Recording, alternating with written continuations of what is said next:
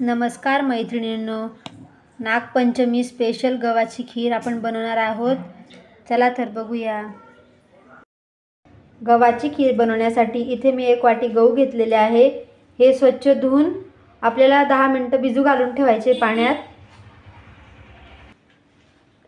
आमच्याकडे नागपंचमीला अशी गव्हाची खीर बनवली जाते व खायलाही खूप छान लागते।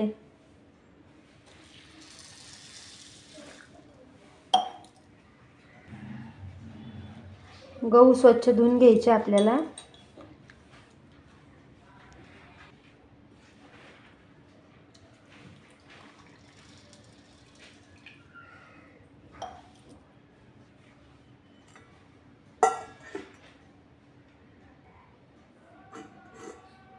दहा मिनिटं झालेले आहेत। आता आपण हे गव्हातलं पाणी काढून घेऊ। हे गहू कोरडे होण्यासाठी आता आपण कापडावर टाकून ठेवू सुती। अशा पद्धतीने आपण हे गहू थोडे कोरडे करून घेऊ 5 ते 10 मिनिटं। गहू मस्त आता कोरडे झालेले आपले। जास्तही कडक नाही करायचे, सुकवायचे नाही खूप। हे गहू आपल्याला आता थोडे खलबत्त्यात त्याची साल काढून घ्यायची आहे। मिक्सरवर पण करू शकताय, पण मी खलबत्त्यात थोडे कुटून घेणार आहेत हलक्या हाताने।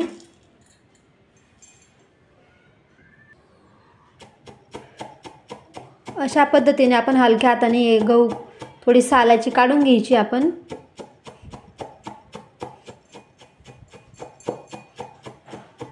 पाच मिनिटं असे कुटले ना की याची साल आपोआपच साईडला होऊन जाते। बघा मैत्रिणींनो, 5 मिनिटं असे आपण कुटले ना की अशी साल आपोआप बाजूला होते गव्हाची। असे सर्व गहू कुटून घेऊ।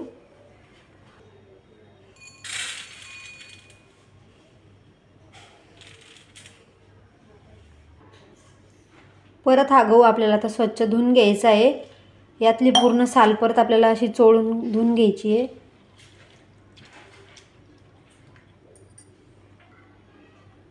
परत हे गहू आपल्याला 1 तासभर भिजत घालून ठेवायचे।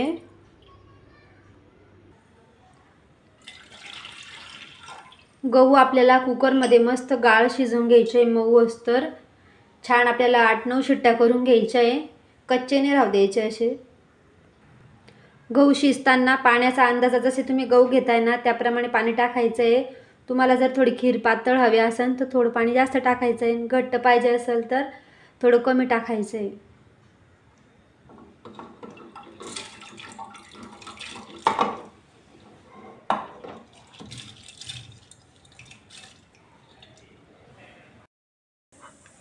गहू मस्त मऊ शिजलेले आहे। आता आपण खीर बनवून घेऊ। खीर बनवण्यासाठी आता आपल्याला इथे साजूक तूप वापरायचं आहे।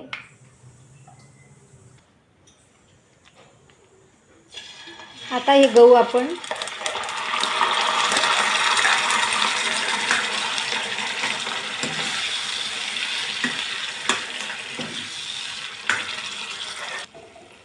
खिरीसाठी मी ते 1 फुल वाटी भरून गूळ घेतलेला आहे। तुम्हाला जसं गोड आवडत असेल त्याप्रमाणे तुम्ही टाकू शकताय।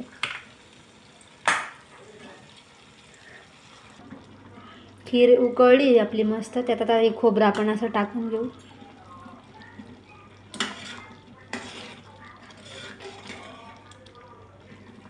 थोडी वेलची कुटून टाकायची आपल्याला, खिरीत खूप छान टेस्ट लागते।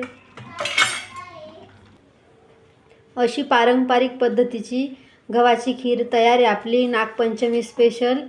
तर तुम्हाला माझा व्हिडिओ आवडला असेल तर लाईक करा, शेअर करा, माझ्या चॅनलला सबस्क्राईब करा।